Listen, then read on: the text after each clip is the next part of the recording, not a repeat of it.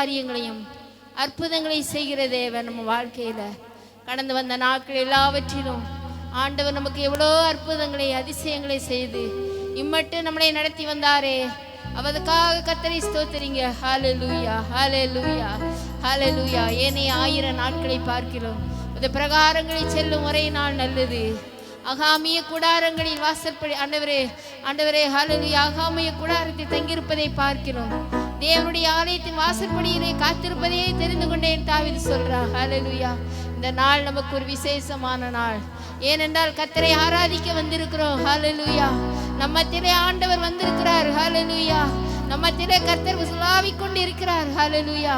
நீங்க தேடுகிற அதே ஆண்டவர், நம்மோடு நடக்கிற அதே தேவன் நம்மத்திலே இருக்கிறார். ஹல்லேலூயா. ஸ்தோத்திரம், ஸ்தோத்திரம், ஸ்தோத்திரம், ஸ்தோத்திரம், ஸ்தோத்திரம் ஆண்டவரே. இந்த நாள் ஆண்டவரே அப்பா உங்களை அன்பா அருமையா நேசிக்கிற கர்த்தாவே, ஆசீர்வதிக்கப்பட்டதான நேரத்துக்காக ஜெபிக்கிறேன் ஆண்டவரே. அப்பா இந்த நாளில் இந்த பரிசுத்த ஆராதனை ஆசீர்வதிங்கப்பா ஆண்டவரே. இந்த நாளில் நாங்கள் எல்லாருமே ஆராதிக்கும்படியாக வந்திருக்கிறோம் ஆண்டவரே.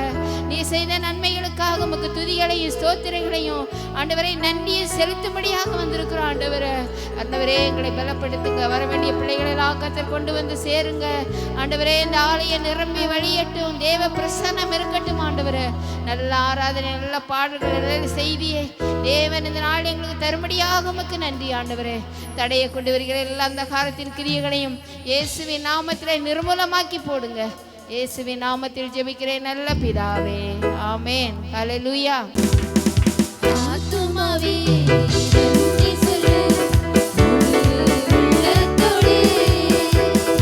ஆத்துமாவே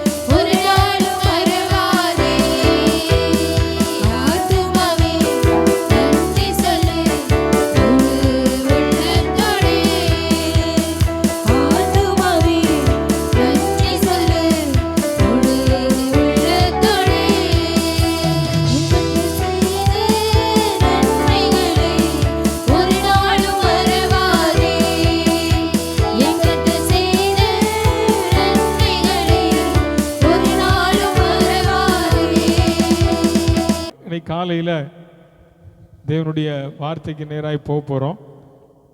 யாரும் உங்கள் மத்தியில் அந்த தேவனுடைய நாமங்களில் ஒன்றான சமாதானத்தின் தேவன், சமாதானத்தின் தேவனுடைய ஆசீர்வாதங்கள், சமாதானத்தின் தேவன் நமக்குள் இருக்கும்போது அந்த சமாதானத்தின் தேவன் நம்முடைய வாழ்க்கையில் என்னென்ன நன்மையான காரியங்களை அல்லது ஆசீர்வாதமான காரியங்களை கர்த்தர் நம்முடைய வாழ்க்கையில் செய்ய போகிறார் என்பதை குறித்து சமாதானத்தின் தேவன், போன வாரம் பரிசுத்தமுள்ள தேவன் என்கிறதான தலைப்பு வச்சுக்கோங்க. இன்னைக்கு நாம் பார்க்க போகிற வார்த்தை சமாதானத்தின் தேவன்.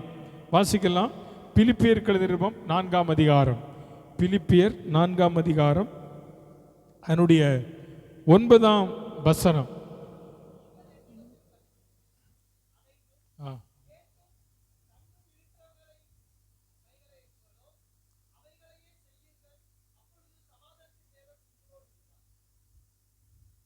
இந்த பக்கம் ஒருத்தர் படிங்களேன்.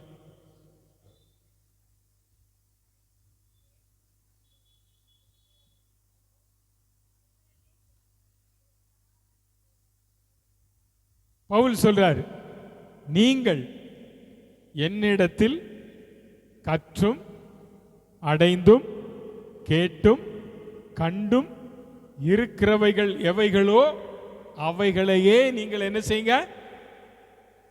நீங்கள் என்னிடத்தில் கற்றும் அடைந்தும் கேட்டும் கண்டும் இருக்கிறவைகள் எவைகளோ அவைகளை செய்யுங்கள். அப்பொழுது சமாதானத்தின் தேவன், சமாதானத்தின் தேவன் எப்போ உங்க கூட இருப்பார்?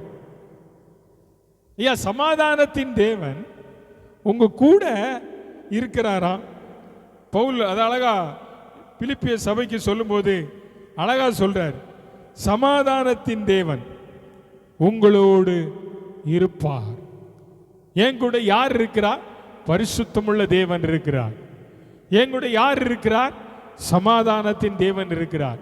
இந்த சமாதானத்தின் தேவன் பவுலோடு கூட இருந்தாராம்.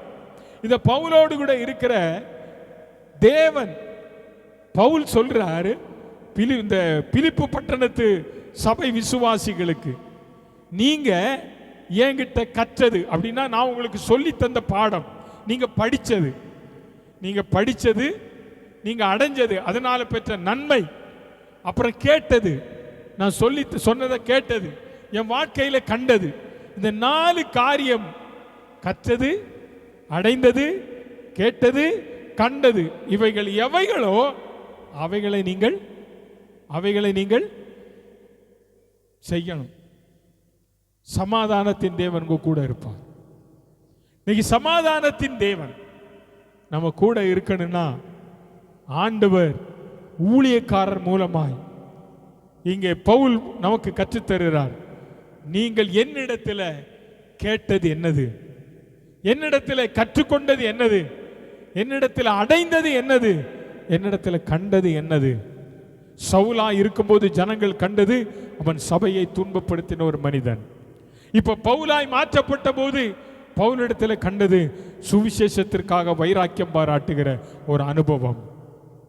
சோ கர்த்தருடைய பிள்ளைகளே, பவுலுடைய வாழ்க்கையை அவன் பிலிப்பு சபை மக்களுக்கு பாடமாய் காட்டுகிறார், வாழ்க்கையாய் காட்டுகிறார். என்ன காட்டுகிறார்? நீங்க என்ன போல என்கிட்ட நீங்க கற்றுக்கொண்டது எதுவோ அதை நீங்கள் என்ன செய்யுங்க, அதை நீங்கள் செய்யுங்க என்று சொல்றார். இன்னைக்கு அருமையான கர்த்தருடைய பிள்ளைகளே, நம்முடைய வாழ்க்கையில இயேசு கிறிஸ்துவினிடத்தில் நாம் கற்றுக்கொண்ட நிறைய காரியம் இருக்கு. இயேசு கிறிஸ்துவினுடைய வாழ்க்கையில நாம் கற்றுக்கொண்ட நிறைய சம்பவங்கள், நிறைய காரியங்கள் நமக்கு வேதத்தில் சொல்லப்பட்டிருக்கிறது. நான் இன்றைக்கு ஒரு 2 பரிசுத்தவான்கள், இந்த பூமியில வாழ்ந்த 2 பரிசுத்தவான்களுடைய வாழ்க்கையை உங்களுக்கு சுட்டி காட்டி நான் தேவனுடைய சத்தியத்துக்கு நேராக இந்த நாளில் நான் கடந்து போகும்படியாக விரும்புகிறேன். 1800களில் வாழ்ந்ததான ஒரு பெரிய தேவனுடைய மனிதர், நம்முடைய கிறிஸ்தவ உலகத்திலே பாரம்பரியமிக்க பல கிறிஸ்தவ பாடல்களை பாடினதான ஒரு தேவனுடைய மனிதர் வேதநாயகம் சாஸ்திரியார் என்கிற ஒரு பரிசுத்தவான். அவர் எழுதின பாடல்கள் ஏராளமான பாடல்கள் இருக்கிறது. கிறிஸ்தவ கீர்த்தனை பாடல்கள், ஆராதனை பாடல்கள், ஏராளமான பாடல்கள் அவர்கள் பாடியிருக்கிறார்கள். அவருடைய சந்ததியார் இன்றும், அவருடைய பேர பிள்ளைகள் இன்றும் அவர்கள் வாழ்ந்து கொண்டிருக்கிறாங்க சென்னையில். ஸோ அவர் தஞ்சாவூரில் அன்றைக்கு அரசாட்சி செய்த சோழ மன்னன் சரபோஜி மன்னன் அவருடைய அரண்மனையில் அவர் அதாவது கவி அரசராக பணியாற்றி கொண்டிருந்ததான காலம். அன்றைக்கு ராஜா அவருக்கு ஏதாவது ஒரு பிரச்சனை அப்படின்னா அவங்க அரண்மனையில் இருக்கிற கவிஞர்களை கூப்பிட்டு பாடல் பாட சொல்லுவார், கதைகளை சொல்லுவார், ஜோக் அடிக்க சொல்லுவார். இவைகள் தான் அந்த அரண்மனையில் நடக்க. அப்படிப்பட்ட ஒரு நல்ல முக்கியமான பொறுப்பில் இவர் இருந்தார். பொறுப்பில் இருந்ததான இந்த வேதநாயகம் சாஸ்திரியார் அவர்களை ஒரு நாள் அழைத்து அந்த மன்னர் சொன்னார், சாஸ்திரியாரே, நாளை நீர் அரண்மனைக்கு வரும்போது நான் வணங்குகிற தெய்வத்தை குறித்து நீ பாடலை பாட வேண்டும், ஒரு கவி எழுதி கொண்டு வர வேண்டும் என்று சொல்லி அவர் சொன்னாராம். இந்த வார்த்தையை கேட்ட உடனே அவர் ரொம்ப துக்கம். காரணம், அவர் வாழ்க்கையில் இயேசுவை ஏற்றுக்கொண்ட உடனே ஒரே ஒரு தீர்மானம் அவர் பண்ணியிருக்கிறார். என்ன தீர்மானம் என்றால், என் இயேசுவை பாடிய வாயால் வேறு ஒருவரையும் நான் புகழ்ந்து பாட மாட்டேன். எப்படி? என் இயேசுவை நான் புகழ்ந்து பாடிய வாயால் நான் வேறு ஒருவரை நான் என்ன செய்ய மாட்டேன்? பாட மாட்டேன். தீர்மானம். இயேசு கிறிஸ்துவை குறித்து மட்டும்தான் நான் என்ன செய்வேன்? சொல்லுங்க. வேற ஒருவரை நான் என்ன செய்ய மாட்டேன்? பாட மாட்டேன். இப்ப அவருக்கு வந்த சோதனை பாருங்க. பாடணும். வீட்டுக்கு வந்தாராம், ரொம்ப சோர்ந்து வந்திருக்கார் அரண்மனையிலிருந்து. சோர்வோடு வந்த அவர் தன்னுடைய மனைவியினிடத்தில், மனைவி கேட்டிருக்காங்க, ஏன் ரொம்ப சோர்வா இருக்கிறீங்க? நாளைக்கு நான் அரண்மனைக்கு போக மாட்டேன்னா எனக்கு தெரியாது. எனக்கு அரண்மனையிலே நீ வேலை இருக்குமா இருக்காதா எனக்கு தெரியாது. ஏன்? ராஜா இப்படி ஒரு காரியத்தை சொல்லியிருக்கிறார், ஆனால் அது என்னால் முடியவே முடியாது என்று சொல்லி அவர் தன்னுடைய மனைவியினிடத்தில் சொன்னாரா. அப்போ அந்த அம்மா சொல்லியிருக்கிறாங்க, ஏயா இதுக்கு போய் நீ இவ்வளவு வேதனைப்படுறீர, இதற்கு போய் வேதனைப்படுறீர, ஆண்டவர்கிட்ட போங்க, ஆண்டவர் எல்லா காரியத்தையும் செய்வார். அவர் அன்னைக்கு போய் தேவ சமூகத்தில் உட்கார்ந்து இருந்தாராம். உட்கார்ந்து இருந்த ஒரு பாடல் எழுதினார். என்ன பாட்டு தெரியுமா? இயேசுவையே துதி செய் நீ மனமே, இயேசுவையே துதி செய், கிறிஸ்தேசுவையே துதி செய் நீ மனமே, இயேசுவையே துதி செய். இந்த பாட்டு தான் அவருக்கு கொடுத்தது. ஆண்டவர் கொடுத்த வார்த்தை. நீ யாரை தான் துதிக்கணும்? வேற யாரையும் என்ன செய்யாத, துதிக்காத. என் மனமே நீ இயேசுவை துதி செய். அடுத்த நாள் காலையில ரொம்ப அழகா போனார் அரண்மனைக்கு. அரண்மனையில் போய் உட்கார்ந்து இருந்தார். ராஜா கூப்பிட்டார், சாஸ்திரியாரே வாங்க, என்னை குறித்து நான் சொன்னனே பாட்டு எழுதிட்டு வந்திருக்கீங்களா? பாடட்டுமா?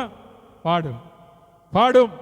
அவர் பாடினார், இயேசுவையே துதி செய் நீ மனமே, இயேசுவையே துதி செய். இந்த பாட்டு பாடினாராம். அப்ப ராஜா கேட்டாரா, நான் உங்ககிட்ட என்ன பாட்டு பாட சொன்னேன், நீ இந்த பாட்டு பாடி இருக்கிறீரே? அப்பதான் சொன்னார், என் இயேசுவை பாடின வாயால் வேறு ஒருவரையும் நான் குறித்து நான் புகழ்ந்து என்ன செய்ய மாட்டேன்? பாட மாட்டேன். அண்டையில் இருந்து கடைசி வரையிலும் அந்த ராஜாவுக்கு நெருங்கிய நண்பராய் அந்த அரண்மனையிலே இருந்தவர். ஆமென், அல்லேலூயா. ஏன் சொல்றேன் தெரியுமா? கர்த்தருடைய பிள்ளையே, நம்ம வாழ்க்கையில சமாதானத்தின் தேவன் நமக்குள்ள இருந்தா நம்ம அவரை தான் பாடுவோம். ஆமென், சொல்லுங்க அல்லேலூயா, அல்லேலூயா. சமாதானத்தின் தேவனை அல்லாமல் உன் வாயில வேற ஒரு பாட்டு வரக்கூடாது. சினிமா பாட்டு வரக்கூடாது. என்ன பாட்டு வரக்கூடாது? சினிமா பாட்டு வரக்கூடாது. மொபைல் போன்ல என்ன டோனு தான் இருக்கணும்? இயேசுவை குறித்த பாடல் டோனு தான் இருக்கணும். அடிடா இடிடா புட்டிடா தடிடா இந்த மாதிரி எல்லாம் என்ன செய்யக்கூடாது, என்ன செய்யக்கூடாது. நீ இன்னைக்கு ஒரு தீர்மானம் எடு. இயேசுவை பாடின என் வாயால் நான் வேறொருவரை நான் புகழ்ந்து என்ன செய்ய மாட்டேன். ஆமா, எனக்கு ஆண்டவர் தந்த இந்த செல்போன்ல இயேசு கிறிஸ்துவை குறித்த பாடலை அல்லாமல் வேறொரு பாடலை நான் என்ன செய்ய மாட்டேன். சிலர் இன்னைக்கு ஹெட்போன் எல்லாம் போட்டுக்கிறாங்க. யாருக்கும் கேட்கக்கூடாது, யாருக்கும் என்ன செய்யக்கூடாது. சில ஆள் இந்த ஹெட்போனை போட்டுட்டா என்ன நடக்கணும் கூட, என்ன நடக்கணும் கூட, அது ஒத்த காதுலனாலும் பரவாயில்ல, ரெட்ட காதுல மாட்டிக்கிறாங்க. ரெட்ட காதுல மாட்டான். என்ன பாட்டு கேட்கான்னு தெரியாது. நீ என்ன கேட்குற தெரியல. உன் செல்போனில் நீ கேட்குற பாட்டு உன் இருதயத்துக்குள்ள பதியணும். அந்த பாடல் என்ன பாட்டாக இருக்கணும்? இயேசுவை குறித்த பாடலாக இருக்கணும். ஆமென், சொல்லுங்க அல்லேலூயா. அப்ப சமாதானத்தின் தேவன் உனக்குள்ள இருப்பாரானால் உன் வாயிலிருந்து என்ன பாடல் வரும்? கர்த்தரை துதிக்கிற பாடல் தான் வரும். தாவீதுக்குள்ள இருந்ததுனால தான் தாவீது சொல்றான், கர்த்தரை நான் எக்காலத்திலும், கர்த்தரை நான் எக்காலத்திலும், அவர் துதி எப்போதும். ஆமா, உனக்கு கர்த்தரை துதிக்கிற துதி இருக்கணும். நீ செல்போனை தந்ததற்காக கர்த்தருக்கு தோத்திரம். அதில் நல்ல பாடல்கள் எல்லாம் இருக்கு, அதை போடுங்க. உங்க வீட்டில் இருக்கும்போது அதை போட்டு கேளுங்க. மற்றதுக்கு எதுவும் நோண்டாதங்க. இயேசு கிறிஸ்துவை குறித்து புகழ்ந்து பாடின வாயால் இன்னொருவரை நான் என்ன செய்ய மாட்டேன். ஆமா, சமாதானத்தின் தேவன் அவருக்குள்ள இருந்தாருங்க. அவருக்குள்ள இருந்தார். அவருக்குள்ள இருந்து கர்த்தரை மகிமைப்படுத்த ஆரம்பித்தார். இயேசுவையே நான் துதிப்பேன், கர்த்தரையே துதிப்பேன். ஃபாதர் பாடினார், கர்த்தரையே துதிப்பேன், காலமெல்லாம் துதிப்பேன், வல்லவர் நல்லவர் கிருபை உள்ளவர் என்றே பாடுவேன். வல்லவர் நல்லவர் கிருபை உள்ளவர். யாரை துதிப்பேன்? யாரை துதிப்பேன்? அப்ப இன்னைக்கு நம்ம யாரை துதிக்கிறோம்? யாரை நாம் போற்றுகிறோம்? யாரை நாம் மேன்மைப்படுத்துகிறோம்? காரணம் சமாதான கர்த்தர், சமாதானத்தின் தேவன். பவுல் சொல்றார், என்னிடத்தில் கற்றது, கேட்டது, அடைஞ்சது, பார்த்தது எல்லாவற்றையும் நீ செய், சமாதானத்தின் கர்த்தரும் கூட இருப்பார். சமாதானத்தின் கர்த்தரும் கூட இருப்பார். இன்னைக்கு நீ கற்றுக்கொண்டது, உன் பிள்ளைகள் கற்றுக்கொண்டது, தேவனிடத்திலிருந்து நீ பெற்றுக்கொண்டது, தேவனுடைய கரங்களிலிருந்து பெற்றுக்கொண்ட ஆசீர்வாதம் எல்லாவற்றையும் பார்த்து நாம் தேவனை மகிமைப்படுத்த கர்த்தர் நமக்கு உதவி செய்வாராக. ஆகவே சமாதானத்தின் தேவன் நமக்குள் வாசம் செய்யும் போது நம்ம யாரை குறித்து பாடணும்? அவரை குறித்து தான் பாடணும். இன்னைக்கு ஒரு தீர்மானம் எடுங்க, நான் இயேசுவை பாடின வாயால் வேறு ஒருவரை நான் என்ன செய்ய மாட்டேன்? புகழ்ந்து பாட மாட்டேன். என்ன செய்ய மாட்டேன்? வாயாலே பாட மாட்டேன். வாயை உச்சரிக்கவும், சொல்லுங்க, உச்சரிக்காது, உச்சரிக்கவும் மாட்டேன். எத்தனை அருமையான வார்த்தை! சமாதானத்தின் கர்த்தர். சோ இந்த சமாதானத்தின் கர்த்தர் நமக்கு என்ன காரியத்தை செய்கிறார்? வாசிக்கலாம் ஆதியாகமத்தின் புத்தகம் 49, ஜெனிசிஸ் 49. சமாதானத்தின் கர்த்தர் உனக்குள்ள இருக்கும்போது என்ன நடக்க போகுது பாருங்க. 49:10. சமாதான கர்த்தர் வருமளவும் செங்கோல் யூதாவை விட்டு நீங்குவதும் இல்லை. நியாயப்பிரமாணிகன் சமாதான கர்த்தர் வருமளவும் யூதாவை விட்டு, செங்கோல் யூதாவை விட்டு என்ன செய்வதில்லை? விலகுவதில்லை. யாக்கோபு என்கிறதான தேவனுடைய மனிதர் வயது சென்றாயிற்று. வயது சென்று இப்ப மரிக்கிற தருவாய். தன்னுடைய பிள்ளைகள் எல்லாரையும் கூப்பிடுறான். தன்னுடைய பிள்ளைகள் ரூபன், சிமியோன், நப்தலி எல்லாரையும் கூப்பிடுறான். ஒருவராக கூப்பிடுறான். இந்த 49வது அதிகாரத்தை நீங்க படிச்சு பார்த்தீங்கன்னா யாக்கோபு தன்னுடைய பிள்ளைகளுக்கு கொடுக்கிறதான ஆசீர்வாதத்தை குறித்து அங்க சொல்லி இருப்பதை பார்க்கிறோம். அப்படி ஒவ்வொருவருக்கும் ஒவ்வொரு ஆசீர்வாதத்தை சொல்லி வரும்போது யூதாவை கூப்பிடுறார். இந்த யூதாவை கூப்பிட்டு அவர் ஆசீர்வதிக்கிறார். என்ன ஆசீர்வதிக்கிறார் தெரியுமா? என்ன சொல்றாரு? சமாதான கர்த்தர் வருமளவும் செங்கோல் யாரை விட்டு பிரிவதில்லை, யூதாவை விட்டு என்ன செய்வதில்லை. ஆமா, அப்படின்னா என்ன அர்த்தம்? சமாதான கர்த்தர் இந்த பூமிக்கு வருமளவும் இந்த உலகத்தை ஆட்டி படைக்கிறவன் யூதா கோத்திரம். ஆமென், சொல்லுங்க அல்லேலூயா, அல்லேலூயா, அல்லேலூயா. இது முற்பிதாக்களின் ஒருவராகிய ஆபிரகாம், அவருடைய குமாரனாகிய ஈசாக்கு, அவருடைய குமாரனாகிய யாக்கோபு தன்னுடைய பிள்ளைகளை பார்த்து சொல்றான், இந்த உலகத்துக்கு யூதா கோத்திரத்திலிருந்து ஒரு சிங்கம் வரும். அந்த சிங்கம் வந்து கொஞ்ச நாள் இந்த உலகத்தில் தேவ மகிமைக்காக ஊழியம் செய்யும், அது போகும். மறுபடியும் இந்த உலகத்துக்கு வரும் வரையிலும் இந்த உலகத்தை ஆட்டி படைக்கிறது யார் என்றால் அந்த யூதா கோத்திரம் தான். ஆமென், சொல்லுங்க அல்லேலூயா, அல்லேலூயா. அப்படியானால் சமாதான கர்த்தர் இன்னைக்கு அவருடைய பிள்ளைகளாக இருக்கிற நமக்கு எதை கொடுத்திருக்கிறார் என்றால், செங்கோல் எதை காட்டும் என்றால் அதிகாரத்தை காட்டும். எதை காட்டும்? செங்கோல் எதை காட்டுகிறது? ஆமாம், இன்னைக்கு நிறைய செங்கோலெல்லாம் வச்சிருக்கிறாங்க. ஏன்னா அதிகாரத்திற்கு நாங்கள் தான் அதிகாரம் படைச்சவங்கன்றாங்க. அந்த செங்கோலை விட மேலான ஒரு செங்கோல் உடையவர் நீங்களும் நான் ஆராதிக்கிற இயேசு. ஆமென், அல்லேலூயா. மோசேயை கர்த்தர் அனுப்பினார். யாருக்கிட்ட? பார்வோன்ட்டு, அப்படிதானே? பார்வோன்ட்டு அனுப்பும்போது அவன் சொல்ற, ஆண்டவரே, நான் திக்குவாய் மந்தனா உள்ளவன், நான் பார்வோண்டி அரண்மனையிலிருந்து துரத்தப்பட்டவன், இப்போ நான் அங்கே போறேனே, இவன் போய் அதுக்கு உங்க அடையாளம் என்னன்னு கேட்டா நான் என்ன சொல்றது? ஆண்டவர் சொன்னார், உன் கோலை என்ன செய், கீழே போடு. போட்டானா? போட்ட உடனே என்னவா மாறிட்டு? பாம்பா மாறிட்டு. கையில் பிடிச்ச உடனே அது என்னவாயிட்டு? மாறிட்டு. இவன் போறான் பார்வோன்னுக்கிட்ட, ஆண்டவர் என்ன அனுப்பினாரு அப்படின்னு சொல்லி, என் ஜனங்களை ஆராதனைக்கு அனுப்பிவிடு, உன் தேவனுடைய நாமம் என்ன? அவன் சொல்றான், அவர் இருக்கிறவராகவே இருக்கிறார். நம்பல பார்வோன் நம்பல. இவன் என்ன செஞ்சான்? கோலை கீழே போட்டான். அது என்னவா மாறிட்டு? இப்ப பார்வோன் மந்திரவாதிகள் எல்லாம் கூப்பிட்டான். மந்திரவாதிகள் கொண்டு வந்து போட்ட கோல் என்னவா மாறிச்சு? பாம்பா மாறிச்சு. ஆனா டிஃபரெண்ட் என்ன? மோசேயினுடைய கோல், அந்த கோல் அந்த சர்ப்பங்களை எல்லாம் என்ன செஞ்சுட்டு விளங்கி போட்டு. அப்ப யாருடைய கோலுக்கு அதிக பவர் இருக்கு சொல்லுங்க? மோசேயினுடைய. அப்ப யூதா கோத்திரத்து சிங்கம் அவர் சொல்றார், என் செங்கோலுக்கு என்ன இருக்கு? இப்ப இயேசுவின் பிள்ளைகளுக்கு கையில என்ன இருக்கு? உனக்கு ஆண்டவர் அதிகாரத்தை தந்திருக்கிறார். லூக்கா 10ஆம் அதிகாரத்தில் நீங்கள் வேதத்தில் வாசித்து பார்த்தீங்கன்னா, ஆண்டவர் 2 பேரா அனுப்புறார், தம்முடைய சீசர்களை அனுப்புகிறார். 2 பேரா அனுப்புறார். 10ஆம் அதிகாரம் 1ஆம் வசனம் வாசிங்க. 10ஆம் அதிகாரம் 1ஆம் வசனம், 19ஆம் வசனத்தை வாசிங்க. 19ஆம் வசனம், உங்களுக்கு நான் அதிகாரம் கொடுக்கிறேன். என்ன அதிகாரம்? சர்ப்பங்களையும் தேள்களையும் மிதிக்கவும், சத்துருடைய சகல வல்லமைகளை மேற்கொள்ளவும் உங்களுக்கு என்ன இருக்கு? அதிகாரம். ஆண்டவர் சொல்றார், சமாதான கர்த்தர் உனக்குள்ளே இருப்பார். ஆனால் உனக்குள்ள என்ன பவர் இருக்கு தெரியுமா?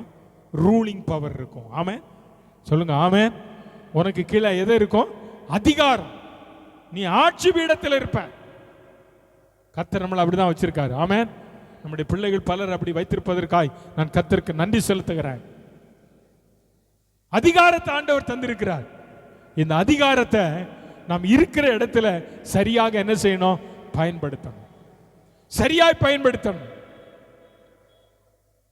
நம்ம வேலை செய்கிற இடத்துல அல்லது நமக்கு கீழே வேலை செய்கிற மத்தியில் தேவன் நம்மை வைத்திருக்கிறார் என்றால் அந்த இடத்திலே நாம் தேவனுடைய நாமத்தை நாம் மகிமைப்படுத்துகிறவர்களாய் மாற வேண்டும்.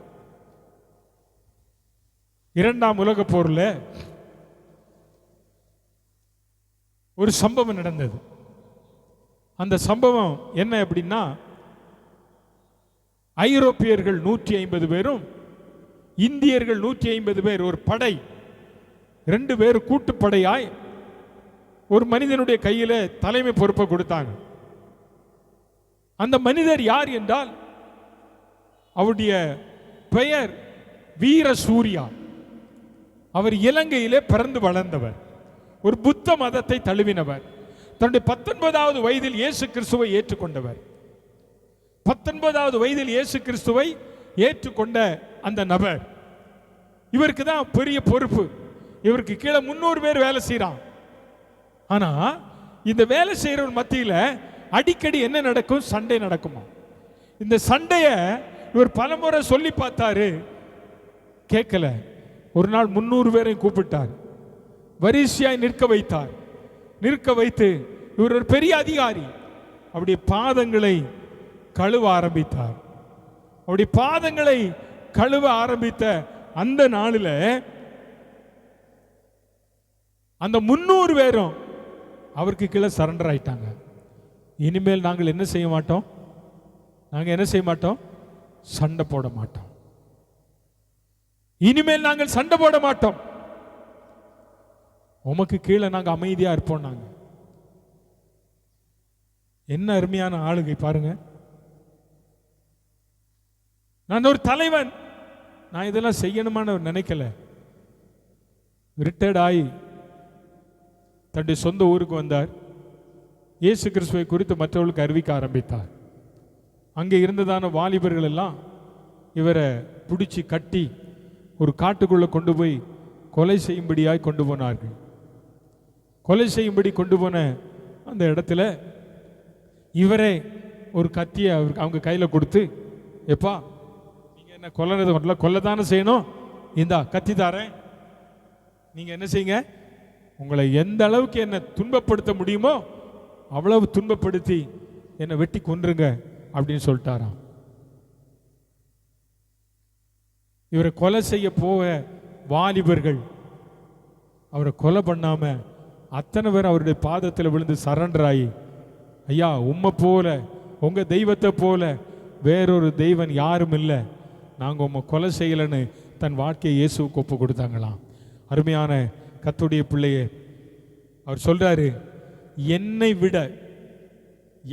விட இயேசுவை சிநேகிக்கிறவர்கள் உண்டானால், என்னை விட அவரை விட வேற யாராகிலும் இயேசுவை சிநேகிக்கிறவர்கள் உண்டானால் அவர்கள் பாதம் நான் தேடி உட்கார்ந்து படிப்பேன்றார். அப்படின்னா எந்த அளவுக்கு அவர் இயேசுவை நேசிக்கிறார் என்பதை தைரியமா சொல்றாரு. என்னை விட உங்களில் யாராகிலும் இயேசுவை நேசிக்கிறவர்கள் உண்டானால் உங்களை தேடி வந்து உங்க பாதத்தில் உட்கார்ந்து நீங்க எனக்கு சொல்லித்தாரதை நான் என்ன செய்யறேன் கற்றுக்கொள்ளுகிறார். ஒரு ஒரு ஒரு ஒரு அதிகாரம் படை பெற்றவர், ஒரு ஆளுமைக்குரியவர், தன்னை விட மேலானவராய் கருத வேண்டிய ஒருவர் நீங்களும் நான் ஆராதிக்கிற இயேசு மட்டுமே. ஆமென், சொல்லுங்க ஹல்லேலூயா. அதைத்தான் யோவான் ஸ்நானகர் சொன்னார், அவர் பெருகவும் நான் என்ன செய்ய வேண்டும். யோவான் இயேசுவுக்கு வழிகாட்டியாய் வந்தவர், இயேசுவுக்கு ஞான ஸ்நானம் கொடுத்தவர். அவர் சொல்றார், இயேசு பெருகணும், நான் என்ன செய்யணும், அதிகாரம் பெற்றவர். அருமையான கர்த்தருடைய பிள்ளையே, சமாதான கர்த்தர் உனக்குள்ள இருக்குமானால், உனக்குள் வாசம் செய்வாரானால், உனக்கு தந்த ஆளுகையை நீ விட்டுறாத. உனக்கு தந்த அதிகாரம், உனக்கு தந்த ஊழியம் அது உன்னுடையது. உன்னை நம்பி தந்த ஊழியம் அது உன்னுடையது. உன்னை நம்பி தந்த பொறுப்பு உன்னுடையது. அதை நீ விட்டுட்டனா அது இன்னொரு கையில போச்சுன்னு வை, இனி ஒரு நாள் அப்படிப்பட்ட காரியம் உனக்கு கிடைக்காது. ஆமென், ஆமென், சொல்லுங்க ஆமென். ஆகவே ஆண்டவர் தந்த அதிகாரத்தை பயன்படுத்து. ஆண்டவர் தந்த ஆளுமை என்ன சொல்றாரு, சர்ப்பங்களை மிதிக்க, தேள்களை மிதிக்க, நோய்களை சுகமாக்க சகல அதிகாரம். இயேசுவுக்கு அந்த அதிகாரம் இருந்துச்சா என்ன? இருந்ததா? அப்போஸ்தலர் 10:38 அவர் பரிசுத்த ஆவியினாலும் வல்லமையினால் நிறைந்தவராய் அவர் நன்மை செய்கிறவராய் என்ன செய்தார்?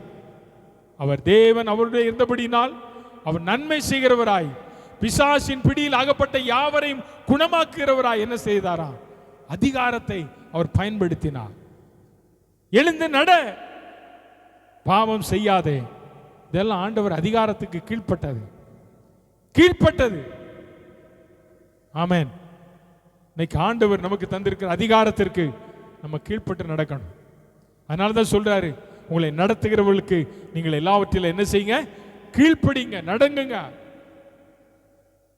அதிகாரத்திற்கு மேல்பட்ட, அதிகாரத்திற்கு உட்பட்டவர்கள் நாம் ஏன் நம்முடைய தேசத்தை ஆளுகிற ஜனாதிபதிக்காக, பிரதம மந்திரிக்காக, மற்றவர்களுக்காக ஏன் ஜெபம் பண்றோம்? இது ஆண்டவர் நமக்கு கொடுத்த கட்டளை. உங்களை நடத்துகிறவர்களுக்காக நீங்க என்ன செய்யுங்க, ஜெபம் பண்ணுங்க. மேலானவர்களுக்காக, மேல் அதிகாரிகளுக்காக. நான் கேட்கிற படிக்கிற பிள்ளைகள் இங்க இருக்கிறீங்க நிறைய பேர். எத்தனை பேர் இருக்கிறீங்க? நிறைய பேர் இருக்கீங்க. யாராவது உங்க டீச்சருக்காக பெயர் சொல்லி ஜெபம் பண்ணுவீங்களா? எத்தனை பிள்ளைங்க உங்க டீச்சர் பேரை சொல்லி ஜெபம் பண்றீங்க? ஜெபம் பண்றீங்களா? இல்ல, ஒருத்தர் கூட ஜெபம் பண்ணல. அப்படியா? கிறிஸ்தவர் ஜெபம் பண்றியா? அப்படியா? உங்களுக்கு எத்தனை டீச்சர் இருக்காங்க? ஒரே டீச்சர் தான், அவங்க தான் எல்லா பாடமும் எடுப்பாங்களா? அப்படியா? இல்ல, உனக்கு ஒவ்வொரு சப்ஜெக்ட்டுக்கும் வர்ற டீச்சர் பேர் உங்களுக்கு தெரியும். அந்த டீச்சருக்காக நீங்க என்னைக்காவது ஜெபம் பண்ணியிருக்கீங்களா? ஏஞ்சல் தலையாற்றா, ஜெபம் பண்ணி பாருங்க. ஆண்டவரே, எங்க மேக்ஸ் டீச்சர் ஆசீர்வதிங்க. அவங்க ரொம்ப கோவப்படக்கூடாது, ரொம்ப அடிக்கக்கூடாது. சயின்ஸ் டீச்சர் ஆசீர்வதியும், அவங்க அன்பா சொல்லி தரணும். உங்க டீச்சருடைய கேரக்டர் உங்களுக்கு நல்லா தெரியும். என்ன அவங்களுக்காக நீங்க ஜெபம் பண்ணணும். நீங்க ஜெபம் பண்ணி பாருங்க. நீங்க ஜெபம் பண்ணி பாருங்க. அதுக்கு பிறகு உங்களுக்கு தெரியும். உங்க டீச்சர் உங்க ஒருவர் மூலம், உங்கள் ஒருவர் ஜெபத்தின் மூலம் உங்க டீச்சரை மாத்த கர்த்தரால முடியும். ஆமென். ஏன்னா அவங்க உங்களை நடத்துகிறவர்கள், உங்களை ஸ்கூல்ல நடத்துறாங்க. அப்ப சமாதானத்தின் கர்த்தர் உங்க கூட இருப்பாரானால் நீ அவரை பாடுவது மட்டுமல்ல, அவரை மகிமைப்படுத்துவது மட்டுமல்ல, அவர் தந்த அதிகாரத்தை நம்ம என்ன செய்யணும்? அதிகாரத்தை பயன்படுத்தணும். ஐயா, இதை நான் எப்படி பயன்படுத்துவது? இது எப்படி எனக்கு தெரியும்? இது எனக்கு எப்படி தெரியும்? வாசிங்க ரோமர் 15ஆம் அதிகாரம். ரோமர் 15ஆம் அதிகாரம் 33ஆம் வசனம். சமாதானத்தின் தேவன், சமாதானத்தின் தேவன், சத்தமா சொல்லுங்க, உங்கள் அனைவரோடு கூட. அனைவரும்னா யாரு? உங்க வீட்டில் இருக்கிற எல்லாரும், இங்க வந்திருக்கிற எல்லாரும். யாரு? பாஸ்டரா? யார் இருப்பாங்க கூட? சமாதானத்தின் தேவன். யார் கூட இருப்பார்? உங்க கூட இருக்காரா? இருக்காரா? ஆமேன் அப்படின்னு சொல்றீங்கல்ல. நான் இப்ப கேள்விக்கு அப்படியே இருங்க. இப்ப ஆமேன் என் கூட இருக்காருன்னு சொல்றவங்க எல்லாம் கை வைத்துங்க. சிலர்லாம் கீழே போட்டீங்க டவுட், எதனால ஐயா எங்கேயோ சிக்கல் வச்சிருக்காரு அப்படின்னு நினைக்கிறீங்களா? இப்ப நான் கேட்க, யார் கூட இருக்கிறார்? யார் கூட இருக்கிறாரு? 32ஆம் வசனத்தை வாசிங்க. இப்ப சமாதானத்தின் தேவன் உங்க கூட இருக்கணும் அப்படின்னா நீங்க என்ன செய்யணும்? எப்படி ஜெபம் பண்ணணுமா? போராடி ஜெபம் பண்ணணும். ஏன்னா பவுல் சொல்றார், நான் என்ன செய்வது போல? போராடுவது போல. யாக்கோபு போராடினார்ல, பொழுது விடி மட்டும் என்னை ஆசீர்வைத்தால் ஒழிய நான் உண்மை என்ன செய்ய மாட்டேன், விட மாட்டேன். அப்ப தேவனுடைய சமூகத்துல யாரு கூட ஆண்டவர் இருப்பாங்கன்னா, எந்த பிரச்சனை வந்தாலும் சரி, எந்த பாடுகள் வந்தாலும் சரி, போராடி அதுல ஜெபிச்சு ஜெயம் பெறுகிறவனோடு கூட சமாதான கர்த்தர் இருப்பார். ஆமென் சொல்லுங்க. பிரச்சனை பார்த்து பயந்து ஓடுகிறவனோட கர்த்தர் என்ன செய்ய மாட்டாரு? இருக்க மாட்டார், இருக்க மாட்டார். சமாதானத்தின் கர்த்தர் உன் கூட இருக்கணும் அப்படின்னா நீ என்ன செய்யணும்? ஜெபிக்கிற பிள்ளையாய் மாறணும். ஏன்னா அதிகாரம் தந்திருக்கிற ஆண்டவர் இயேசு கிறிஸ்து பாருங்க, அவர் வனாந்தரத்துக்கு போனார், அதிகாலையிலே போனார், ஜெபம் பண்ண போனார், தோட்டத்துக்கு போனார், ஜெபம் பண்ண போனார். அவருடைய அதிகாரம், அவருடைய காரியங்கள் எல்லாம் அவர் வந்து என்ன செஞ்சாரு? சொன்ன நடந்தது எல்லாமே அவர் சொல்ல ஆகும், அவர் கட்டளையிட. கர்த்தர் நல்லவர். அதனால நான் என்ன சொல்றேன் அப்படின்னா, இன்னைக்கு ஆண்டவர் சமூகத்தில் சமாதான கர்த்தர் உங்க கூட இருந்து உங்களுக்கு தந்த அதிகாரத்தை பயன்படுத்தணும்னா நீங்க போராடணும், ஜெபம் பண்ணணும். போராட்டம், நம்முடைய போராட்டம் யாரோடு கூட தெரியுமா? மாம்சத்தோடும் இரத்தத்தோடும் துரைத்தனங்களோடும் அதிகாரங்களோடும் வான மண்டலத்தில் பொல்லாத ஆவிகளின் சேனைகளோடு நமக்கு என்ன இருக்கிறது? போராட்டம் உண்டு. என்ன இருக்கிறது? வான மண்டலத்தில் உள்ள பொல்லாத ஆவி. இப்ப கிரியை செய்து பாருங்க, எங்க பார்த்தாலும் வான மண்டலத்தில்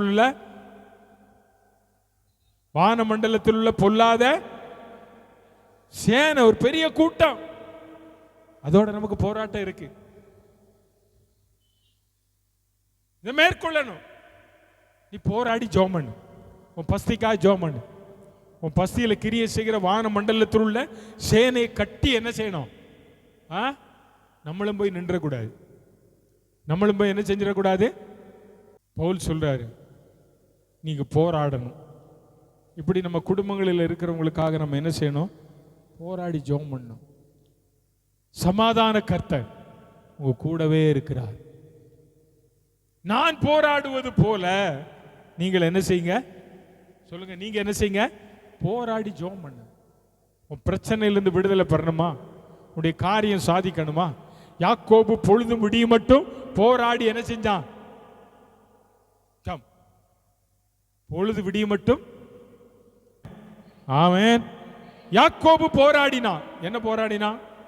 என்னை ஆசீர்வதித்தால் ஒழிய உண்மை நான் என்ன செய்ய மாட்டேன். அவன் நீ போராடு, எனக்கு இந்த காரியத்தை செய்யும், செஞ்சாதான் அவன் விடுவான் ஆண்டவரை. அதுக்காக நம்ம ஏறி இறங்க வேண்டிய இடமெல்லாம் ஏறி அதெல்லாம் நிப்பாட்டிட்டு ஆண்டவர்கிட்ட போராடுனா கர்த்தர் காரியத்தை வாய்க்க செய்வார். சொல்லுங்க அல்லேலூயா, அல்லேலூயா, அல்லேலூயா.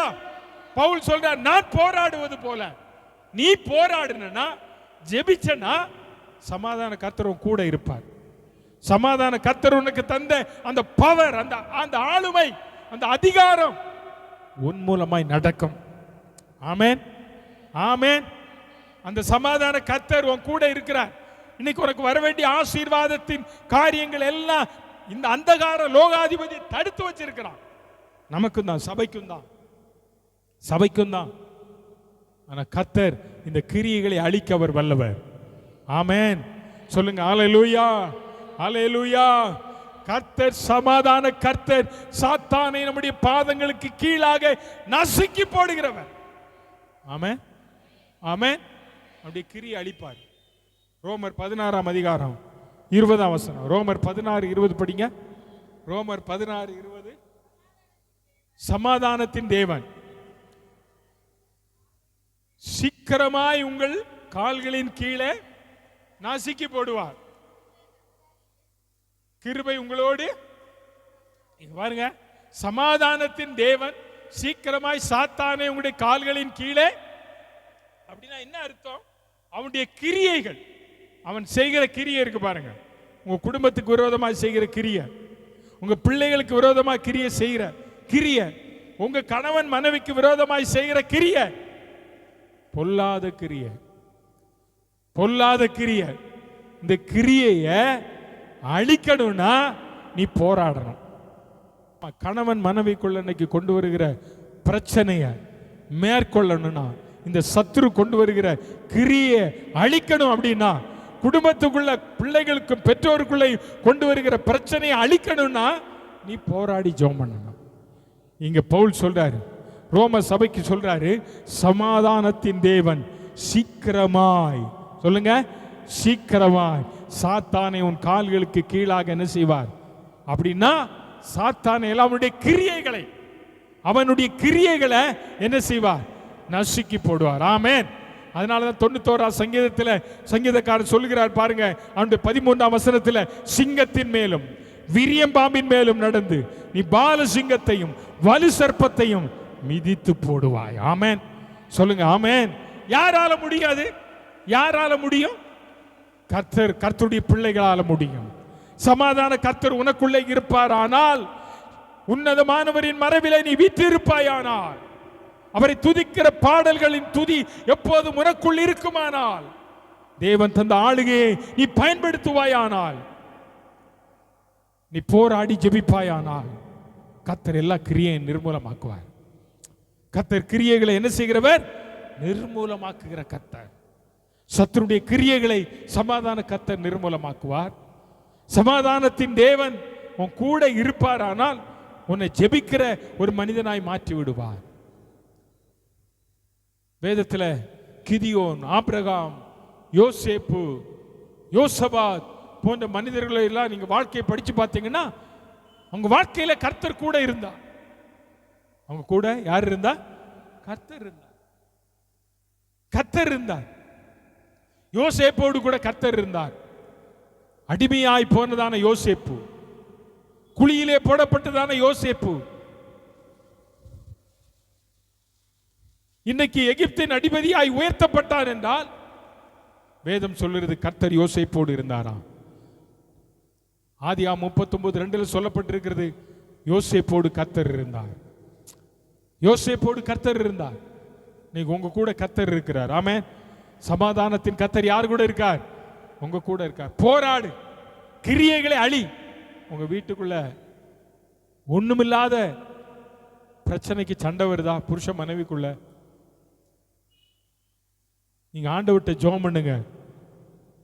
ஆண்டவரே, என் குடும்பத்தில் கிரியை செய்கிற இந்த பொல்லாத ஆவி, குடும்பத்தை பிரிக்க நினைக்கிற பொல்லாத ஆவி, கிரியை செய்கிற பொல்லாத ஆவி, வான மண்டலத்தில் உள்ள பொல்லாத ஆவி இயேசுவின் நாமத்தில் நீர் நிர்மூலமாக்கணும். சிலரை சபைக்கு வரக்கூடாதபடிக்கு சில ஆவி தடுக்குது. சபைக்கு வரக்கூடாதபடிக்கு பலவீனம் என்கிற ஒரு ஆவியை கொடுத்து, ஒரு பலவீனம் என்கிறதான ஒரு ஆவியை கொடுத்து அவரை சபைக்கு வரவிடாதபடி என்ன செய்து தடுத்துருது. உங்க வீட்டில் குடும்ப ஜெபம் செய்யக்கூடாதபடிக்கு ஒரு ஸ்பிரிட் உங்களை தடுக்குது. நீங்க ஜெபம் பண்ணணும்னு நினைப்பீங்க, ஆனா அந்த நேரம் பார்த்து யாராவது உங்க வீட்டுக்கு வந்துடுறாங்க. உங்களால என்ன செய்ய முடியல? ஜெபம் பண்ண முடியல. இதெல்லாம் இந்த ஆவிகளை கடிஞ்சு ஜெபம் பண்ணணும். இந்த ஆவிகளை கடிஞ்சு என்ன செய்யணும்? ஜெபம் பண்ணணும். ஏற்கனவே ஒரு பேப்பர் உங்க கையில கொடுத்துருக்கிறேன். எத்தனை ஆவி திட்டமிடுகிற, தேவ ஜனத்துக்கு விரோதமாக திட்டமிடுகிற ஆமானின் ஆவி. உங்களுக்கு விரோதமா திட்டம் போடுற ஆவி என்ன ஆவி? சத்தமா சொல்லுங்க. ஆமா, உங்க குடும்பத்தை அழிக்க நினைக்கிற ஆவி என்ன ஆவி? ஆமா, இந்த ஆவிகள் எல்லாம் தான் நம்ம சுத்தி இருக்குது. இதெல்லாம் என்ன செய்யணும்? ஆமா, கட்டி ஜோமன். உங்க வீடு கட்டக்கூடாதபடிக்கு தடை செய்கிற பொல்லாத ஆவி, பொல்லாத சன்பல்லாத்து தொபியாவின் ஆவி. போன புதன்கிழமை அதுதான் நாங்கள் தியானம் பண்ணோம், நெகமியாவை பத்தி. அலங்கம் கட்டப்படணும், அலங்கம் கட்டப்படணும். எனக்கு நல்ல வாழ்க்கை கிடைச்சிட்டு நெகமியா இருக்கல. அவன் அந்த செய்தியை கேட்டான், அழுதான், உபவாசித்தான், செயல்பட ஆரம்பிச்சான். செயல்பட ஆரம்பிச்ச உடனே சன்பல்லாத்து தொபியா இறங்கி வந்தான். ஆனா அவனுக்கு அவன் என்ன செய்யல? பயப்படல. கட்டு வேலைய தேவன் கூட இருந்தார். ஆமென் சொல்லுங்க. ஹல்லேலூயா. அருமையான கர்த்தருடைய பிள்ளையே, இன்னைக்கு உங்களுடைய வாழ்க்கையில் ஆசீர்வாதத்திற்கு தடையாய் சில ஆவிகள் செயல்படுகிறது. அதனாலதான் இந்த பேப்பரை கொடுத்து டெய்லி படிக்க சொன்ன உங்களை. இவைகள் எல்லாம் நம்ம தெரிஞ்சுக்கிடணும். தடை செய்கிற ஆவி, இந்த ஆவிகளை நாம் மேற்கொள்ள கிரியை அழிக்கணும். இந்த கிரியைகளை கட்டிஞ்சு ஜெபம் பண்ணு. ஒவ்வொரு நாளும் உங்க வீட்டுக்கு முன்னால நின்று கையை சுத்தி சுத்தி தான் ஜெபம் பண்ண. ஆண்டவரே, இந்த ஆவிகள் எல்லாம் நிர்மூலமாக்கு. இப்ப இந்த மாசத்துல இருந்து அடுத்த மாசம் வரை இனி வான மண்டலத்தில் பொல்லாத ஆவிகளோடு நமக்கு என்ன இருக்கு? நிறைய போராட்டம் இருக்கு, நிறைய இருக்கு. எல்லாம் மேற்கொள்ளணும். இந்த கிரியைகள் எல்லாம் என்ன செய்யப்படணும்? ஆமா, அழிக்கப்படணும். தேவ ஜனம் ஜெபிக்கணும், தேவ ஜனம் ஜெபிக்கணும். நம்மளும் கிரியைகளை அழிக்க இயேசு ஏன் இந்த உலகத்திற்கு வந்தார்? பிசாசின் கிரியைகளை அழிப்பதற்காக வந்தார். அந்த அதிகாரத்தை அவர் போயிட்டாரு. இன்னைக்கு அவருடைய பிள்ளைகளா இருக்கிற எனக்கு உங்களுக்கு ஆண்டவர் என்ன செஞ்சிருக்கிறார்? அந்த அதிகாரத்தை கத்த தந்திருக்கிறார். இந்த அதிகாரத்தை இயேசுவின் நாமத்தினால நீங்களும் நானும் பயன்படுத்தணும். இயேசுவின் நாமத்தினால பயன்படுத்தணும். அதுக்காக போராடி ஜெபம் பண்ணுங்க. ஆண்டவரே, இந்த கிரியைகளை அழிக்கக்கூடிய வல்லமையை எனக்கு தாரும். நான் உம்முடைய பிள்ளை ஆண்டவரே, நான் உம்முடைய பிள்ளை, நான் உம்முடைய பிள்ளை.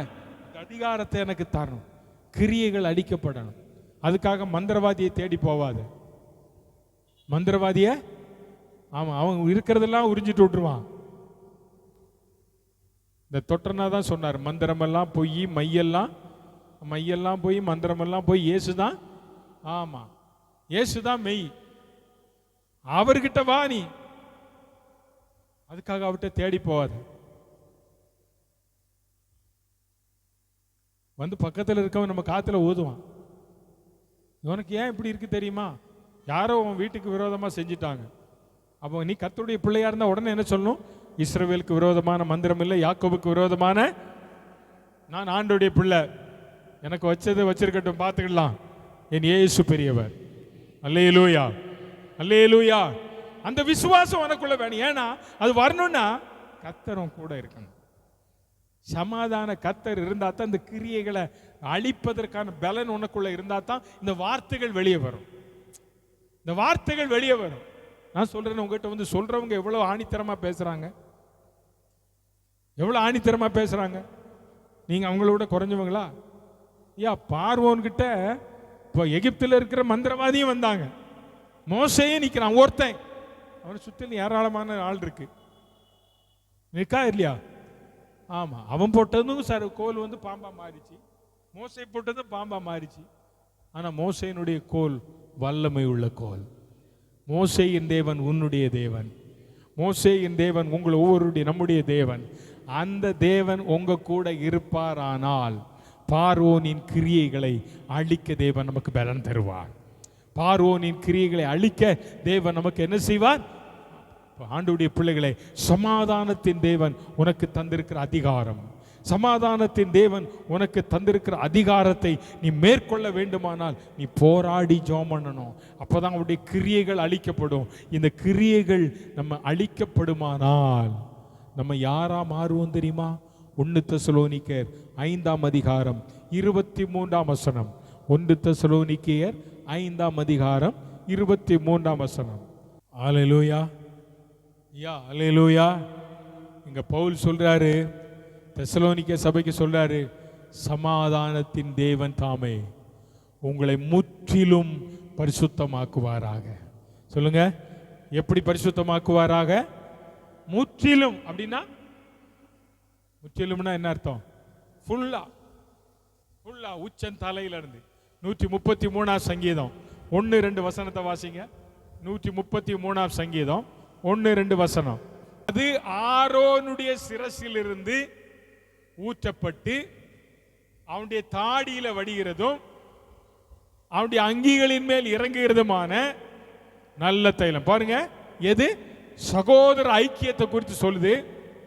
அது ஆரோனுடைய சிரசிலே ஊற்றப்பட்ட அந்த தைலம், அந்த தைலம் தலையில ஊற்றின தைலம் தாடி வழியா இறங்கி அவனுடைய வஸ்திரத்தின் வழியா இறங்கி அது அவனுடைய பாதங்கள் முழுவதும் என்ன செய்கிறதா? நனைக்கிறதா. அப்படின்னா என்ன அர்த்தம்? சமாதானத்தின் கர்த்தர் உன்னை பரிசுத்தப்படுத்துவது ஒரு பகுதி அல்ல, உன்னுடைய சிரசை பரிசுத்தப்படுத்த விரும்புகிறார். உன்னுடைய வாயை பரிசுத்தப்படுத்த விரும்புகிறார். உன்னுடைய இருதயத்தை பரிசுத்தப்படுத்த விரும்புகிறார். உன்னுடைய கைகளை பரிசுத்தப்படுத்த விரும்புகிறார். உன்னுடைய பாதங்களை பரிசுத்தப்படுத்த விரும்புகிறார். டோட்டலா சொல்ல போனா உன்னுடைய உச்சம் தலை முதல் உள்ளங்கால் வரையிலும் உன் முழு சரீரத்தையும் அவர் பரிசுத்தமாக்க அவர் வல்லமை உள்ள தேவன். ஆமென், ஆமென், ஆமென். பவுல் அதைத்தான் சொல்றார், சமாதானத்தின் தேவன் உன்னை முற்றுமுடிய எப்படிப்பட்டவராய் மாற்றுவாராக? பரிசுத்தமாய் மாற்றுவாராக. அப்புறம் 1 தெசலோனிக்கேயருடைய ஆவி, ஆத்துமா, சரீரம் முழுவதும். ஐயா, நீ பரிசுத்தமா இருந்தனா, நீ பரிசுத்தமா இருந்தனா உன் ஆவி, ஆத்துமா, சரீரத்தை காக்கிறவர் யார் தெரியுமா? பரிசுத்த ஆவியானவர். ஆமென். அவர் சொல்றாரு, இயேசு கிறிஸ்து வரும்போது குற்றமற்றவராய் இருக்கும்படி காக்கப்படுவதாக. உன் ஆவி, ஆத்தும, சரீரம் பரிசுத்தமா இருக்கணும். அவர் வரும் வரையிலும், இன்னைக்கு மட்டும் இல்ல, இந்த ஞாயிற்றுக்கிழமை ஆராதனைக்கு வந்த உடனே நான் பரிசுத்தமா இருக்கேன், ஆண்டவரே என்ன மன்னிங்க, என்ன மன்னிங்க, என்ன மன்னிங்க அப்படின்னு சொல்லி என்ன செய்யக்கூடாது? என்ன செய்யக்கூடாது? அப்படி அல்ல. பவுல் சொல்றாரு, உங்களை முற்றிலும் என்ன செய்வார்? பரிசுத்தமாக்குவார். ஆவி, ஆத்துமா, சரீரம் முழுவதும், இந்த சரீரம் முழுவதும் அவர் வரும் வரையிலும் பரிசுத்தமா இருக்கணும், காக்கப்படணும், பாதுகாப்பா இருக்கணும். இன்னைக்கு ஒரு பொருளை நம்ம பாதுகாக்கிறதுக்கு எங்க பொருளை கொண்டு எங்க வைக்கிறோம்? பேங்க் லாக்கர்ல வைக்கிறோம், ஃப்ரிட்ஜில் வைக்கிறோம் இல்லையா? ஃப்ரிட்ஜ்லையும் ஃப்ரீசரில் கொண்டு போட்டுருந்தோம். அது என்ன செய்யாது? அப்போ நம்மளும் ஃப்ரீசருக்குள்ளே கவனமாக இருக்கணும். நம்ம ஆவி, ஆத்தும, சரீரத்தை ரொம்ப கவனமாக வச்சுக்கோ. பாவத்தை பிசாசு தூண்ட வைப்பான். ஆவி, ஆத்தும, சரீரத்தை காத்துக்கொள்ளுங்க. சமாதானத்தின் கர்த்தர் பவுல் சொல்றார், என்னிடத்துல கற்றது, என்னிடத்துல கேட்டது, என்னிடத்துல அடைந்தது, கண்டது, இவைகள் எல்லாவற்றிலும் நான் உங்களுக்காக ஜெபிக்கிறது போல நீங்கள் ஜெபம் பண்ணுங்க. சமாதான கர்த்தர் உங்க கூட இருக்கிறார். சமாதான கர்த்தர் உங்க கூட இருக்கிறார். அவர் சொல்றார் கடைசியாக, நான் உங்களை பரிசுத்தமாக்குகிற கர்த்தர், நான் பரிசுத்தர். உங்களை அழைத்தவர் பரிசுத்தர், உங்களை அழைத்தவர் பரிசுத்தர். நான் உங்களை பரிசுத்தமாக்குகிற கர்த்தர். உங்களுடைய ஆவி, ஆத்தும, சரீரத்தை முற்றுமுடிய நீ காத்துக்கொள், பரிசுத்தமாய் வாழ். நான் உன் கூட என்ன செய்கிறேன்? இருக்கிறேன். உன் கூட. தம்பி அதை அடைச்சிருங்கம்மா சேகர், அதை அடைச்சி வச்சிருங்க. அதை சரியா கட்டலைன்னு நினைக்கிறேன், லாக் பண்ணி. சமாதான கர்த்தர் உங்க கூடவே இருக்கிறார். ஆமென், அல்லேலூயா. அல்லேலூயா. கர்த்தரை விட்டுறாத, இந்த சமாதான கர்த்தரை உங்களுடைய வாழ்க்கையிலிருந்து விட்டுறாதங்க. எந்த சூழ்நிலைமையிலும் இயேசு போதும், சமாதான கர்த்தர் எனக்கு போதும். அவர் எனக்கு தந்திருக்கிற அதிகாரம், அவர் எனக்கு தந்திருக்கிற ஆளுமை, அந்த ஆளுமையில நான் வெற்றி காண நான் போராடணும். எனக்கு விரோதமாய், என் குடும்பத்துக்கு விரோதமாய் செயல்படுகிற எல்லா கிரியைகளையும் நான் அழிப்பதற்கு நான் அதிகாரத்தை பெற்றிருக்கிறேன். ஆண்டவர் என்னை பரிசுத்தப்படுத்துவதற்காகவே இந்த பாதையில் என்னை நடத்துகிறார் என்று சொல்லி தேவ கரத்தில் நம்மை ஒப்பு கொடுப்போம்.